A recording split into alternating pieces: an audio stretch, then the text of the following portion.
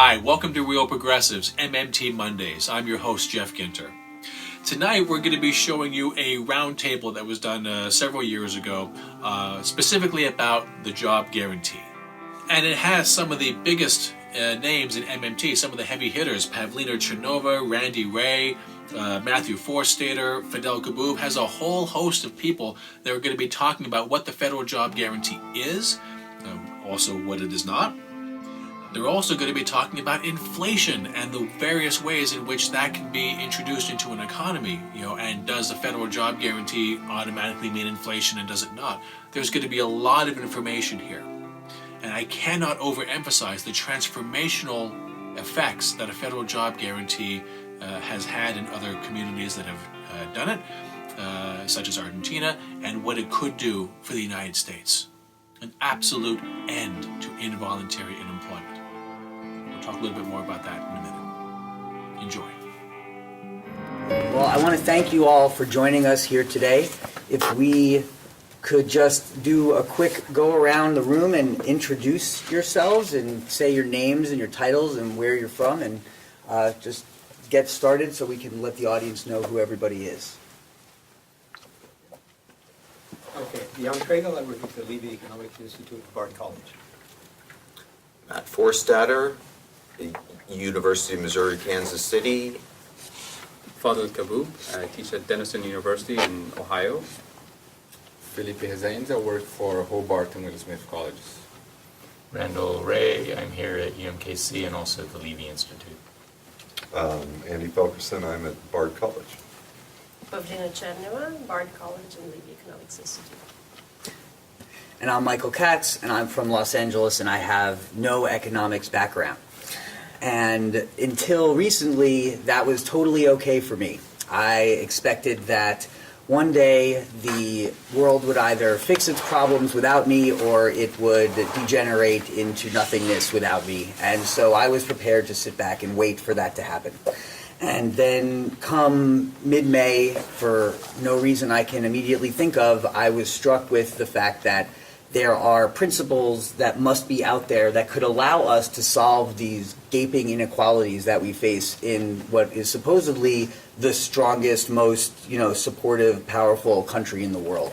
And when I realized that whatever these things were that I didn't understand weren't being accomplished, I set out to find people who were trying to accomplish them, and that's how I came to meet you fine people.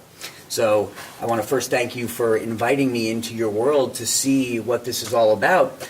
And I've learned so much over this weekend, and the thing I kind of want to start off talking about is understanding the foundations of modern money, which is that governments no longer require precious metals to create currency. We are in a post-gold standard economy, have been for decades. There's no way to go back. There's not enough precious metals to go back to for that type of system. So understanding that we as a society literally just choose how we want to create and then spend our money is a mind-blowing proposition that most people in America don't understand. But once we understand that and once we get that information out there, the next question is going to be, how do we take that information and use it to make a better America?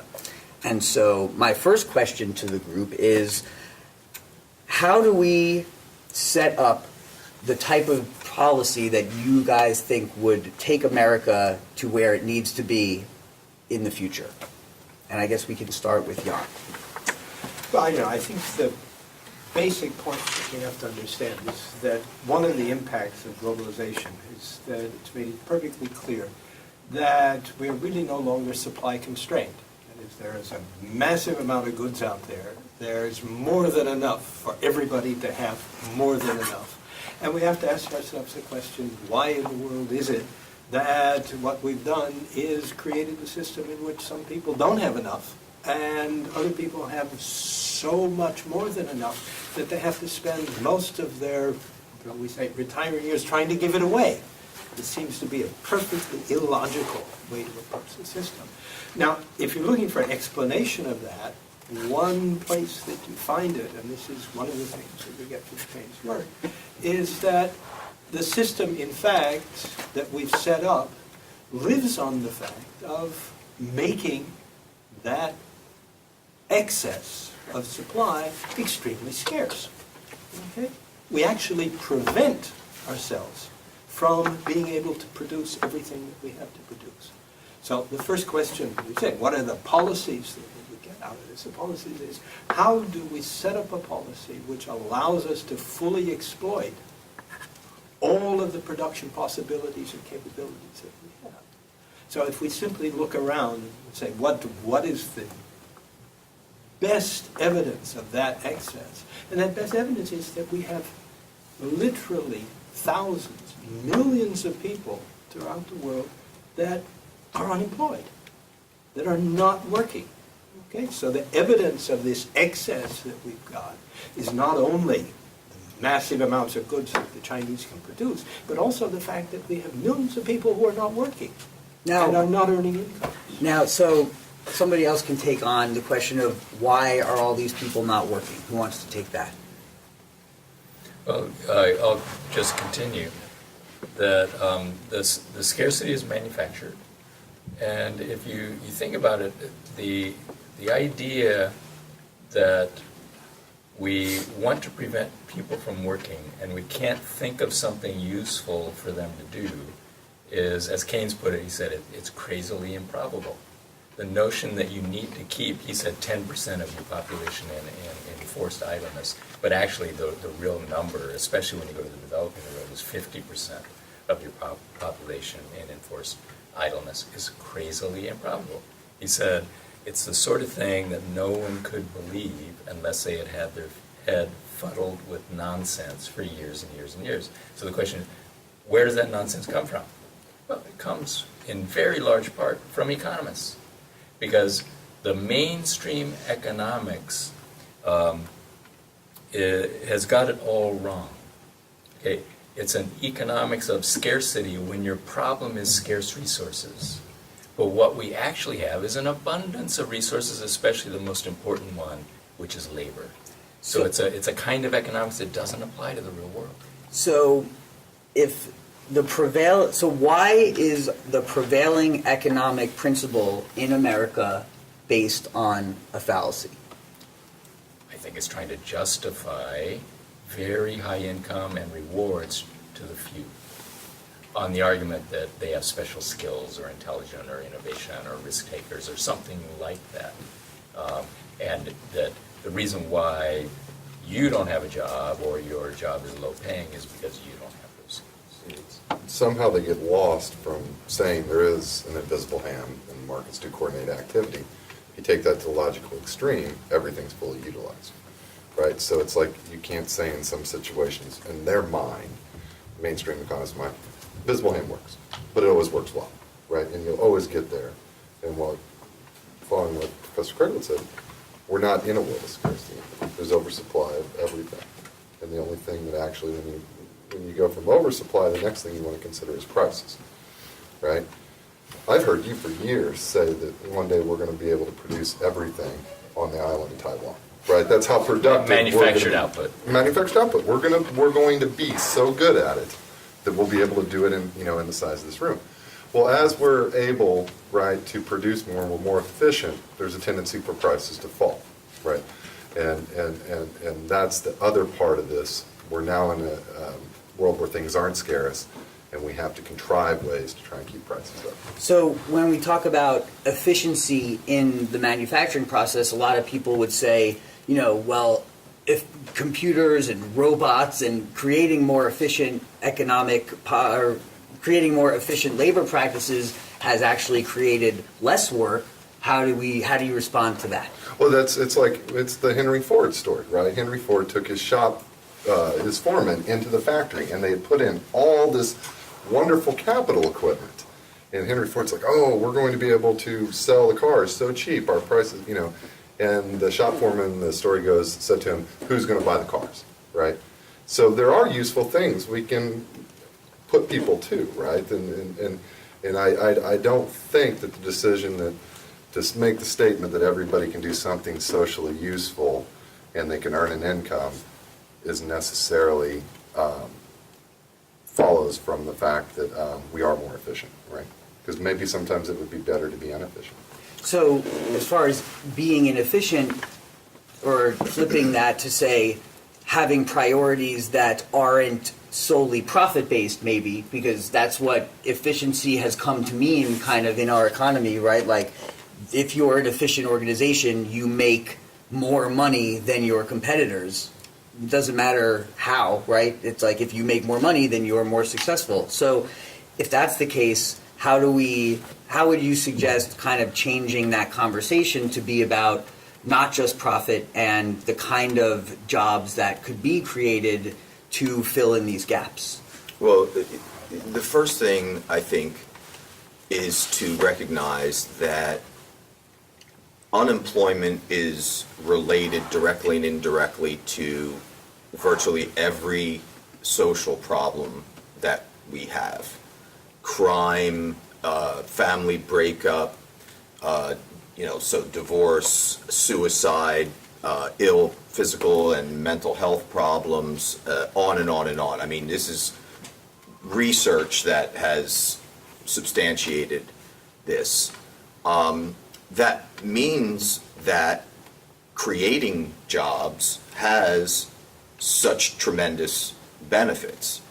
On the economic side of producing goods and services, but also financial security for the people who get the jobs, but also the income that's generated, the spending that's generated as a result of the income, but also reducing so many of those social problems that are related to unemployment.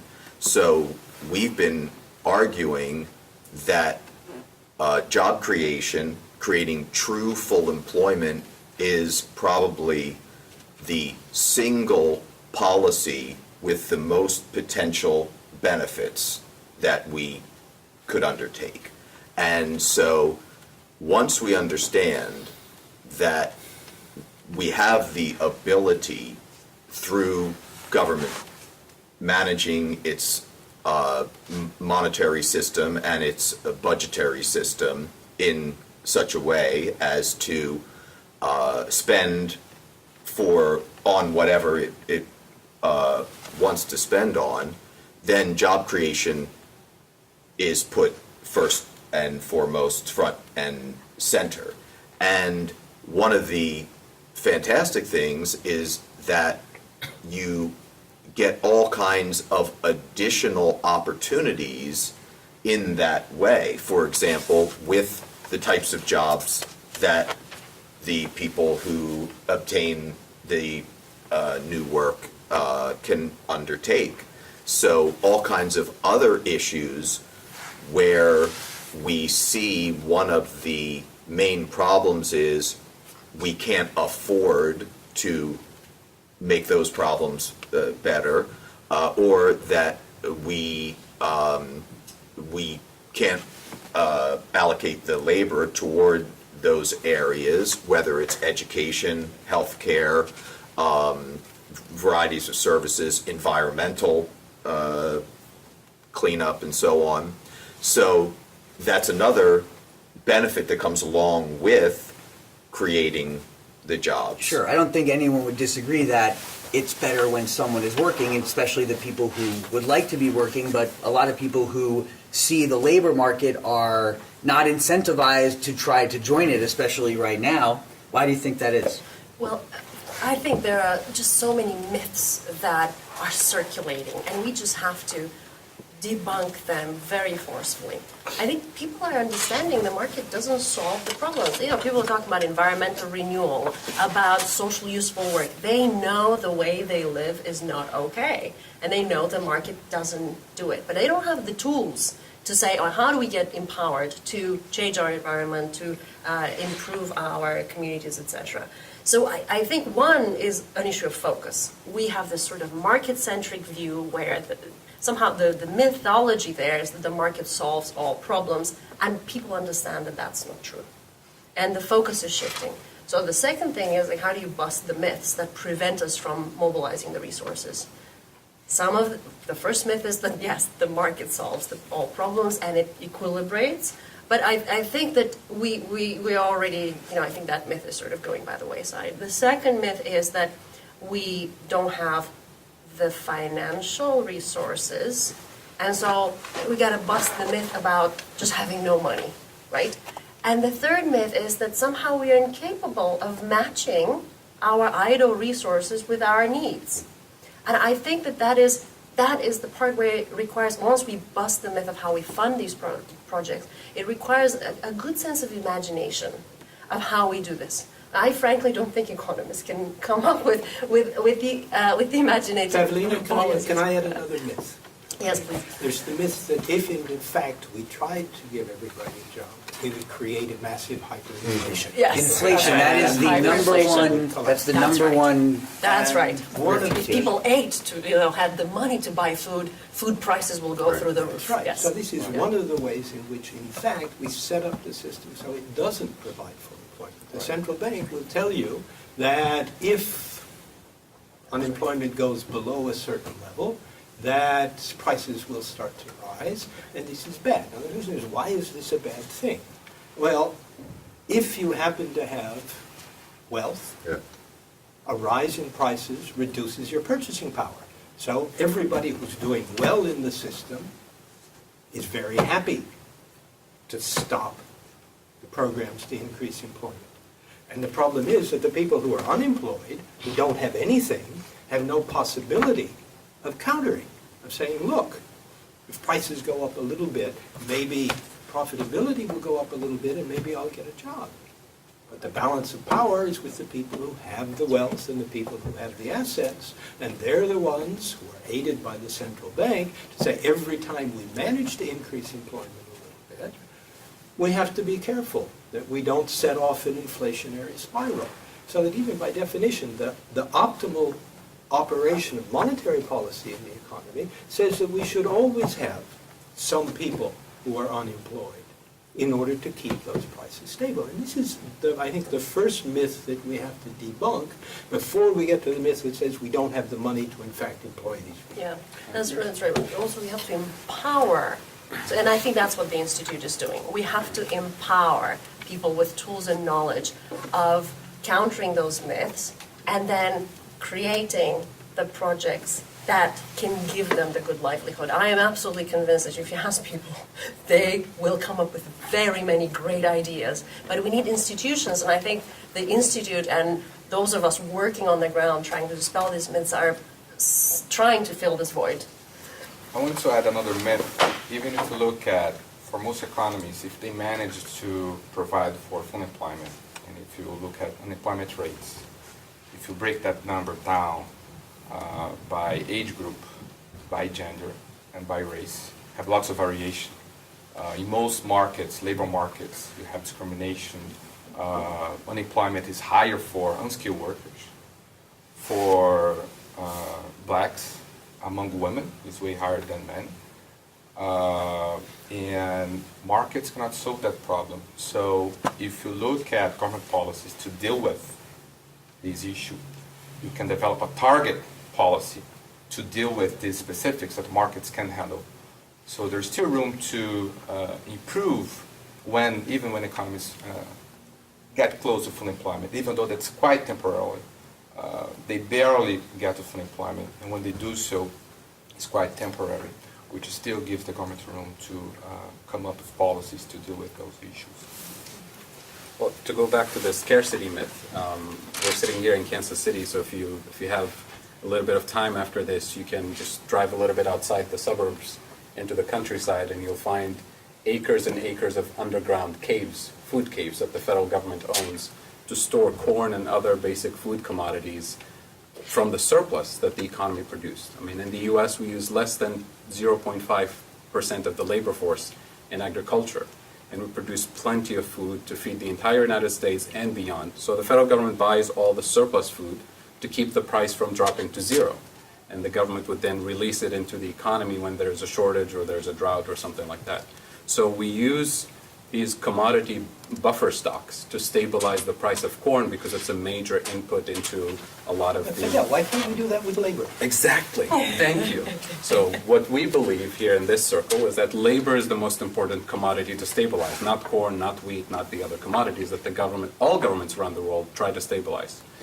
So if you believe that labor is the most important commodity for us as a society, because when you have idle machines, you don't have to feed them, you don't have to worry about depression and suicide and social crime and all kinds of issues. But when you have, idle labor, we have big problems in this society. So what we believe is using a buffer stock mechanism for labor, where you have continuous full employment with that buffer stock, just like we have continuous full employment for corn right now, and continuous full employment for other commodities. So when the economy is doing well, the private sector can hire workers away from that job guarantee buffer stock pool.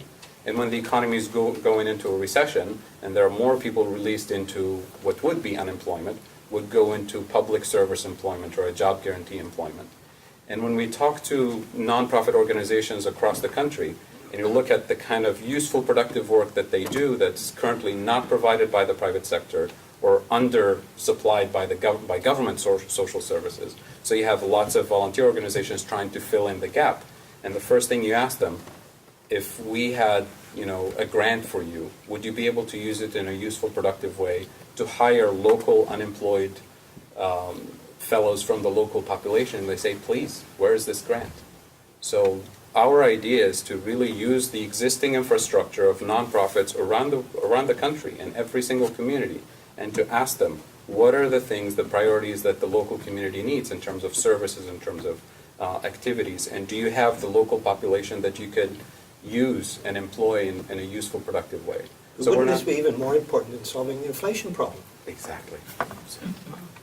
Could I say one more thing on inflation? Because the older people here, we do remember when inflation in the United States was high, in the mid-1970s, also in the early 1970s.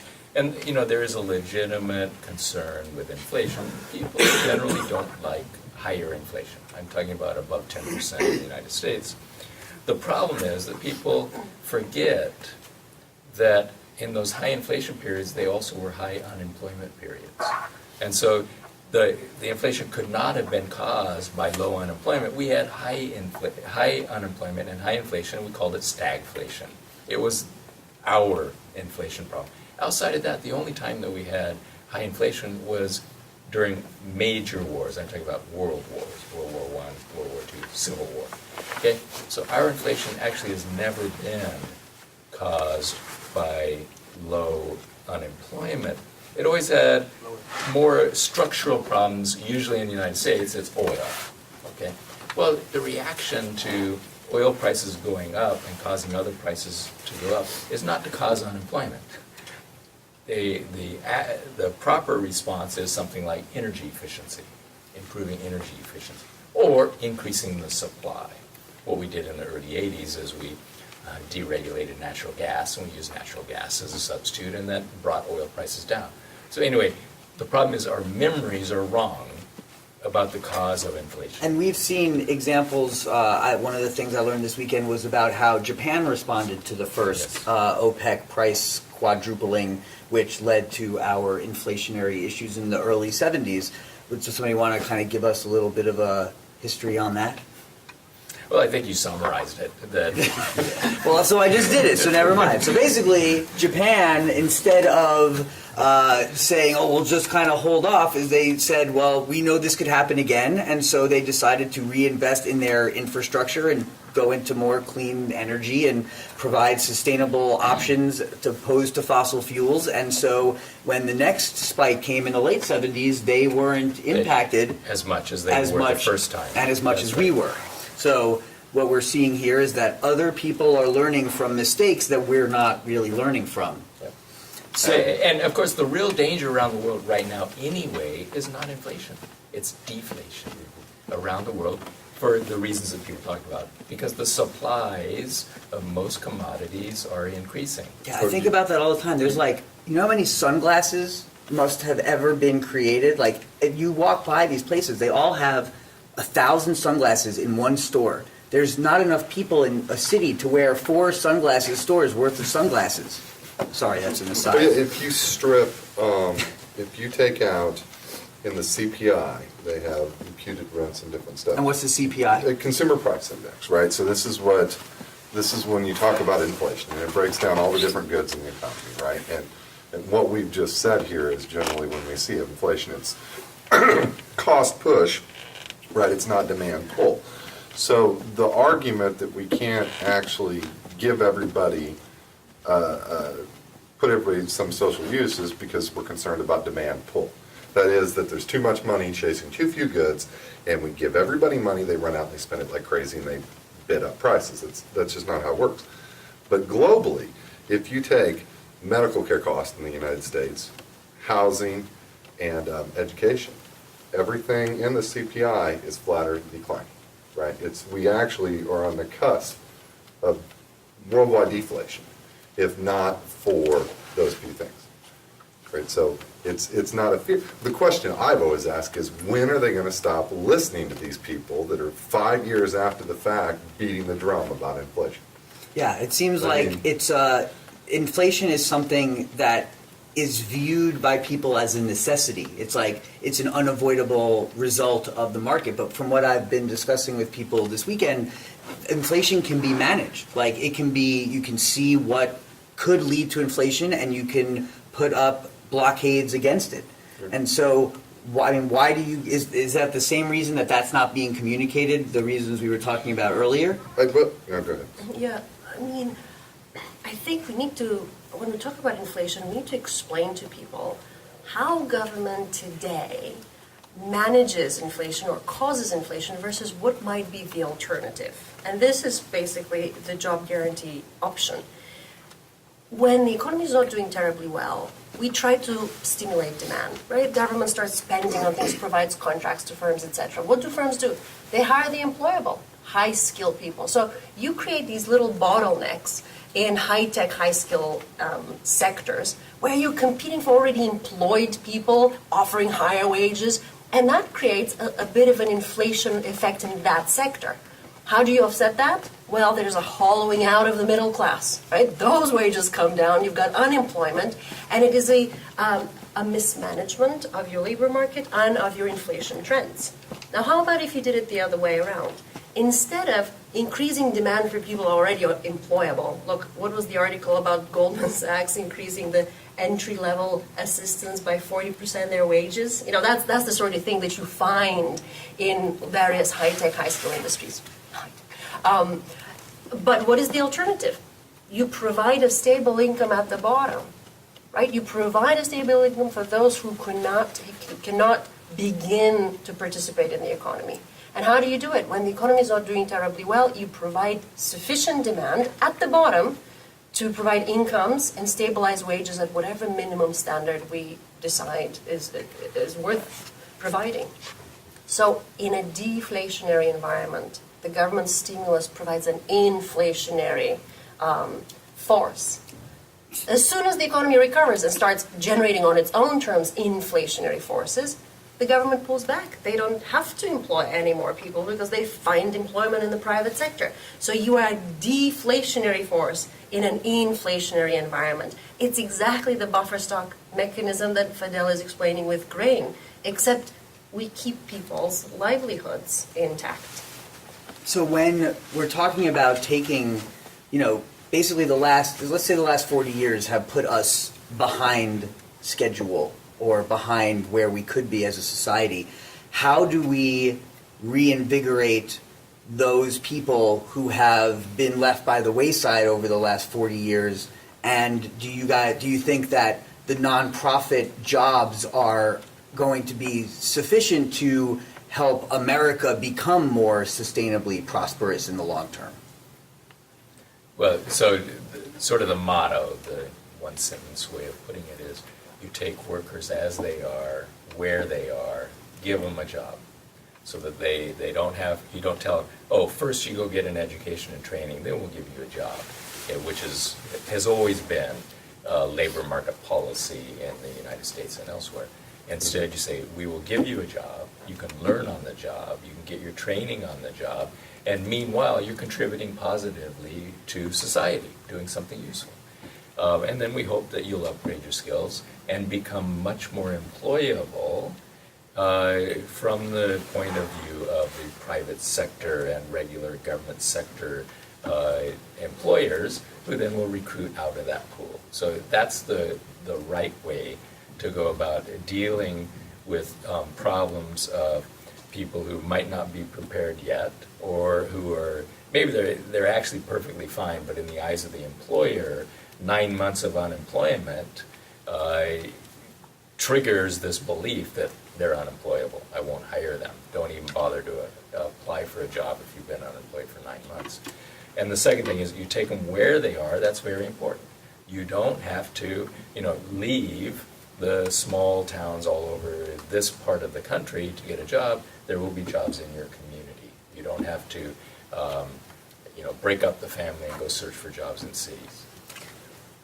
So when you have this type, and what we've been talking about is that the way that this type of program could be implemented it sounds like it would literally just be needing to have consensus in the legislature on a federal level, which is, obviously, that's not a small feat these days. But that sounds like, is there any other way to get there? Or how do we how would we institute this program? Well, first, if you look at the program, when you talk about ELR proposals, you have this idea that all workers will become ELR workers, right, to be part of the government program. So I have this myth that the government program is going to be too big, right? What you're proposing is that the ones who are looking for a job but can't find it, right, the private sector is not going to provide those jobs. That's where the government is going to step in and provide those jobs. So I have this idea that the government is going to compete with the private sector, but in reality it will be complementing that activity, right? It's just for the ones who are looking for a job, but the private sector is not going to offer. Like Randall was explaining, then the government can step in and provide those jobs, right? So that's one. Another way to put it, so when I talk about the financial crisis as an example that I like to use, and it's a political decision, we allow, when the price of financial assets was about to collapse, right, it was going all the way down to zero, the central bank, the U.S. central bank intervened, was buying those financial assets. If you look at another commodity, which you can call labor, right, if during times of crisis, unemployment is going to go up, and the price of labor is going to go down. That is, you'll no longer be receiving a wage. Now, why is that you don't allow the price of financial assets to collapse on one hand, and on the other hand, you allow the price of labor to collapse? Like others were saying before, that has to do with the idea that unemployment might fight inflation, but you have a political decision here going on in which you let the price of labor to collapse. Others are saying to put equal terms for those things and then provide a floor, an effective floor for the price of labor for the ones who are looking for a job. So I think it will provide a more equal opportunity. The general focus of the mainstream kind of public discourse is the bottom line for companies, for banks, which is why when there's a financial crisis, there's always an intervention to prevent that from going into red and then to revive the private sector. But what we're proposing here is a triple bottom line approach, so that every decision that we take as individuals, as organizations, as governments, not only looks at the financial bottom line, but also looks at the impact on people and the impact on the planet. So when we talk about sustainable prosperity, it's a kind of comprehensive notion that looks at the three components of what we think are the most important things to look at. So once we broaden our concept of what's the bottom line, then it makes sense when there's a financial crisis and the price of labor is going to zero, because when you're unemployed, your income is, your wage is technically zero. But we don't allow that to happen to financial assets. We don't allow it to go to zero. There's always an immediate intervention, a crisis type of intervention. So if we do that with labor as one of the most important, anchors in the system to sustain wages, to sustain prices, to sustain quality of life, then we have a completely different way of looking at this.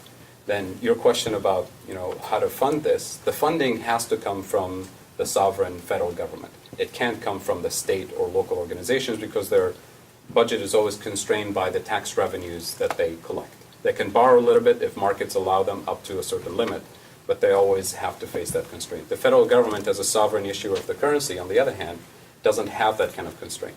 So it can always fund these programs. So the funding comes from the national federal government.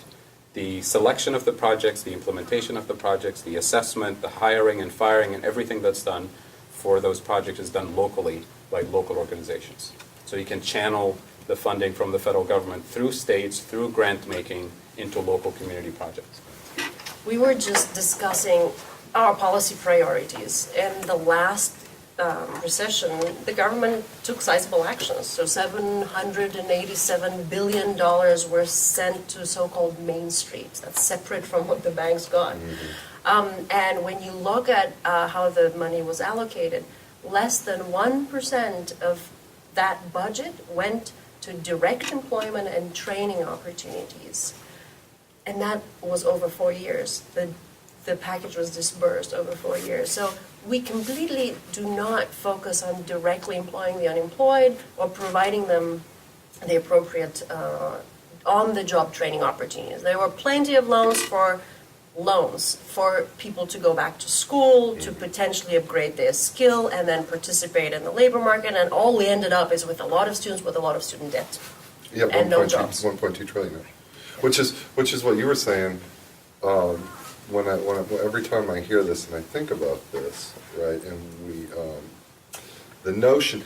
I think one of the myths that we have to, and it's a political issue that has to be tackled, is there's not necessarily, if you're unemployed, you didn't do something wrong, right? That's what's in the employer's mind. Blaming the victims. You're out of work for 9 months, you're unemployable, right? Well, you just won't take a job, right? So maybe you have to go to McDonald's. Yeah. Can't. No, Most people cannot go back in the timeline to McDonald's. No, I mean, I spoke to somebody recently who believed that, yes, we need to change the education system to help all of the children, because it's not the children's fault that they're born into these places, but there's really very little understanding of the societal elements that bring their parents to the positions that they're in. And so I feel like there is probably a segment of our population that's like, well, let's just help the kids. And then what? Like the parents go off on the ice floes and like we just wave goodbye? Like you can't just, what we're essentially doing as a society right now is committing a portion of our people to the ice floes in a sense. Warren Mosler always has an example. He says, if you bury 9 bones, you send 10 dogs out. You know at least one dog will come back without a bone. You can give that dog extra training, do the experiment again, another dog comes back without the bone. That's what we're doing with education and training. We're saying we take those who don't have good job opportunities, we train them, educate them, send them back out for the same number of jobs. Someone else might lose their job, the better trained person might get a job. The solution, though, is more bones. Mm-hmm. The solution is not training. Of course, none of us here is against education. We're all in education. That's our business. But education never solves unemployment problems. It redistributes who gets to be unemployed. That's all it can do. That's an important distinction. That's like a really important distinction. So as far as this program that we're talking about that would try to flip that on its head and not, constantly be providing for more employable employees, do we have any examples either in our nation's past or in the world past where we've seen this be implemented and work in any kind of way? Let me just say something about the WPA, and then other people can talk about more recent examples, because most Americans have driven around the country and they've seen airports, they've seen public buildings, they've seen schools that were all built by WPA workers. Swimming pools, water treatment. Well, the roads they drive on. All the trails in the national forests, lodges in the national forest, these were built by WPA workers. There were 13 million people who got jobs in the New Deal programs, which was a direct job creation program funded by the federal government. Actually, in that case, it was run by the federal government. As Fadhel says, we now probably prefer to decentralize the management of the program. And they created things that still exist and that we still enjoy, and much more than that. The New Deal programs really brought the United States into the 20th century. We were an underdeveloped country in 1930. The New Deal's program not only provided jobs, brought us into the 20th century by giving us the public infrastructure that we have been enjoying now for 80 years. And just just to tack on a point to that, how did we pay for all that? Well, the federal government spent money. So the federal government created the money to spend, which allowed these people to get jobs, and somehow America did not collapse Yeah. thereafter. Getting back to your gold standard, we went off the gold standard and we started spending money. That's how we did it. If I can come back to one point with the stimulus and link it up to the WPA programs. The stimulus, we know, had a very small direct job creation component. It had a very large, over a third component, which was tax reductions. And this is always an issue. If the government is going to intervene, is it better to intervene by reducing taxes, or is it better to intervene by increasing expenditures and directly employing people? Now, the problem is, if you don't have a job, the tax cut is worth to you Yeah. absolutely zero.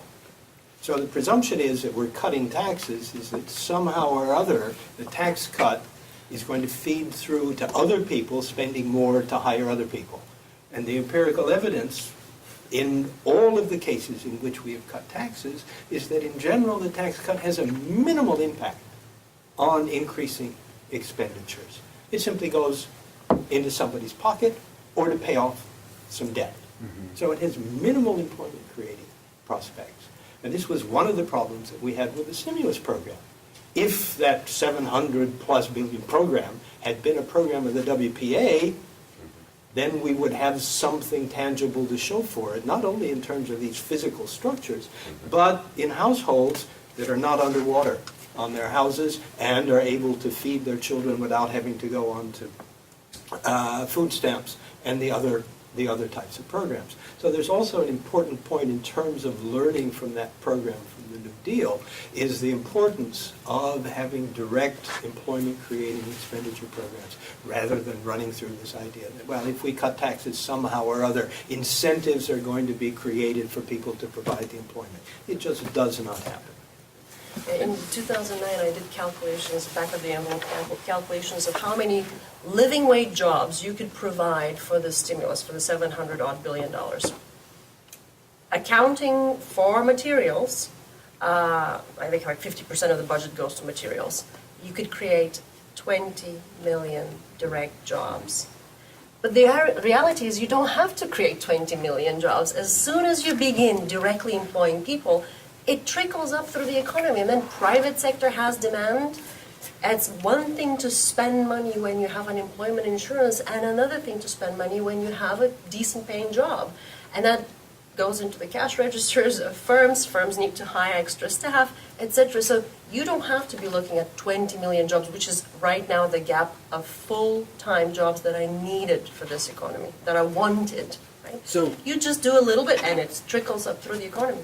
Maybe could you say a little about Argentina's program, because that is exactly what we saw in terms of, at first their jobs program was very large, but then it quickly scaled back because people transitioned into the private sector. Yeah, it ballooned according to government estimates. They ended up having quite many more than they expected. Something like 13% of the labor force participated in it. But that was literally over a year. After that first year, the payrolls in the public program started steadily declining. People found alternative employment. But that experience is just so useful in so many ways, because you don't have to have the federal government manage it. You can find, if you have the institutional mechanism, you can find a way to empower the people to figure out what kind of jobs they need in their communities, what they can do.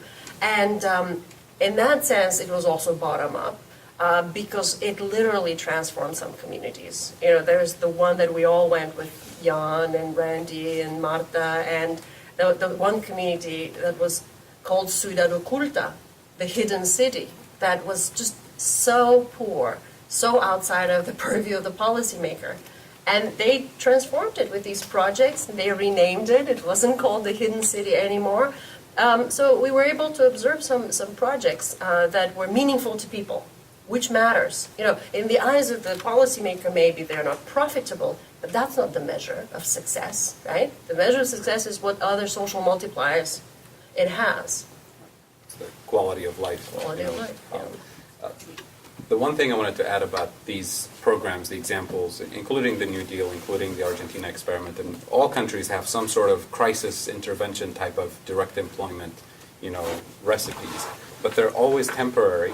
They're always limited in terms of the duration of employment, the number of hours, the amount of budget allocated for the program, because of that myth that we can't afford it, that eventually it's going to cause inflation, eventually it's going to, cause the economy to disintegrate somehow.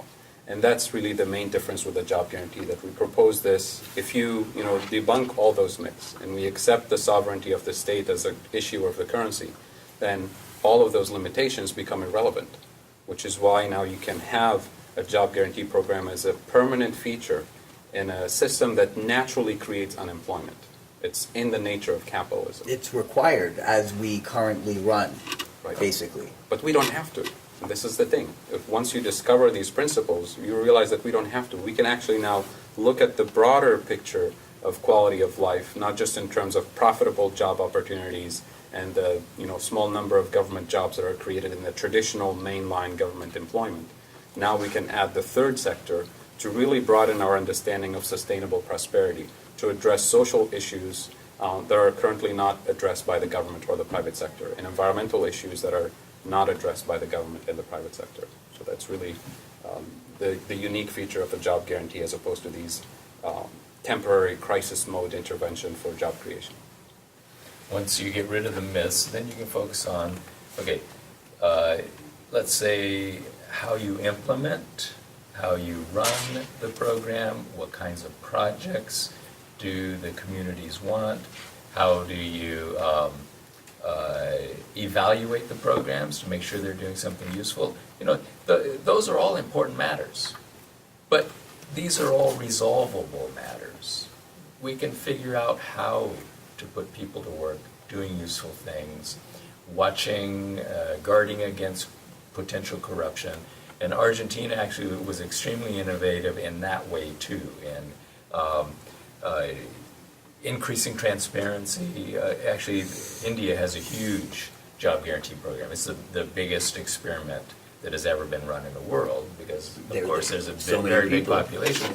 And they implemented laws that require freedom of information, including transparency, at the same time that they implemented the job guarantee.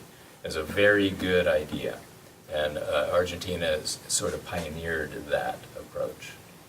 And to follow up on India's example, a lot of the criticism to the India program that you'll see sometimes online is people saying that there's a lot of corruption. But that corruption was revealed because of the transparency laws that were put in place and allowed the local people to actually reveal the corruption and take care of it immediately. Mm-hmm. So it wasn't rampant across the program. But of course, those individuals picked up on this, that, and the other and said, oh, the whole program is corrupt, which obviously wasn't the case. It was, there's always going to be corruption. There's corruption today in the private sector and the government sector. But we don't have enough transparency laws. Corruption? Where? There's a tiny bit on Wall Street. We need to do another documentary about that. It's like a whole other topic. Corruption I can on hook Wall you up Street. with a couple of people. That's next, Bashku. All right. Can I just address one thing? Whenever we talk about full employment, I often get the sense from people who get exposed for the first time to these ideas that somehow we are advocating a dystopian world where everybody has a job. And full employment has almost become like a dirty word. We are talking about something completely different. We are talking about creating a program that gives an opportunity to someone who wants to participate in the economy in a publicly useful project to do so. That's the program. It's a voluntary, it's open-ended. It requires a lot of thought, clearly, on how to do it. But we have many examples to learn from. It makes good sense for some people not to work. But if you stabilize incomes, if you provide basic, decent income to all, then the household can make the decision who's going to go to school, who's going to go in training, but they have the income that can support those kinds of activities. This could be supplemented with reduction in work hours, with institutionalizing vacation and benefits, other benefits. So in other words, this is more than just full employment policy. It's simply an opportunity to work if you like to do so, to fix some of our public environmental problems, and at the same time, just sort of start building a life for yourself. And how long do we think it would take to get this thing off the ground? Say tomorrow Congress woke up and they'd all been abducted by aliens and had their personalities switched and they decided to make something happen along these lines. How long would it take us to get people working, involved in this program? New Deal was up and running in 4 to 6 months. Same for Argentina. Yeah, We can do it. the problem was the New Deal built on programs that already existed. Roosevelt already ran these programs in New York State, and Yeah. that's why they managed to get it up so quickly. And in Argentina, they had experience with direct employment right. too, so it might take a little longer. But what is 6 months to a year relative to years of idleness? But anyway, you don't have to have 20 million jobs available on Monday. You phase it in, because what we're doing is asking local NGOs, not-for-profit, community service organizations, hire 2 workers. If that's what you need, hire 2. Okay, we just created 2 jobs. So it's going to gradually spread across the United States. We're not asking them to hire 20 million on Monday. We're saying, you start a project, put a proposal up, it needs to be evaluated. You hire, then we evaluate after a certain amount of time to make sure that you're doing something useful. It's 4 o'clock. Any final thoughts? Just to add to that, I mean, it might be useful to ask a couple of nonprofit organizations in any community and ask them, how many volunteers do you use a month? Can you turn some of that volunteer work into permanent full-time work? And the answer is usually yes. Hi, welcome back. I'm Jeff Ginter. So what did you think? What did you think of the roundtable on the federal job guarantee proposal? What are your thoughts? What are your questions? Please let us know. For me, the federal job guarantee means an end to involuntary unemployment and all the social ills that come with that. Unemployment has been linked to, amongst other things, rampant depression, suicides, drug use, spousal abuse, the destruction of the family, you name it. There is a whole host of social ills that we already, as a society, spend tons of money trying to correct. Doing everything imaginable to mitigate these things, except for the one thing that would actually do the most good: a federal job guarantee, making sure that everyone who wants one gets one. One thing to really remember, it is voluntary. No one is suggesting for so much as a second that everyone must take a government job if you don't have a job already in the private sector. This is not work for the dole. This is work. This is good work that is going to be administered by your local community. You, as part of your community, will be able to determine what those jobs will be. The federal government is simply picking up the tab. But for every social ill we have, there's a job on the other end of that. For every thing that you want to do in life, there's the potential for a job. There's a potential for you to be able to give back to your community. Stay-at-home mom, that's a job. School aid, that's a job. You make the determination. It is not the federal government micromanaging everything. It is your local government, which is you. This can change everything. This one policy, making sure that everyone who wants a job gets one at a living wage with benefits. Making sure that the private sector now has to match that. Notice, we're not competing with the private sector for jobs. The government is not going to be paying you to do what the private sector does.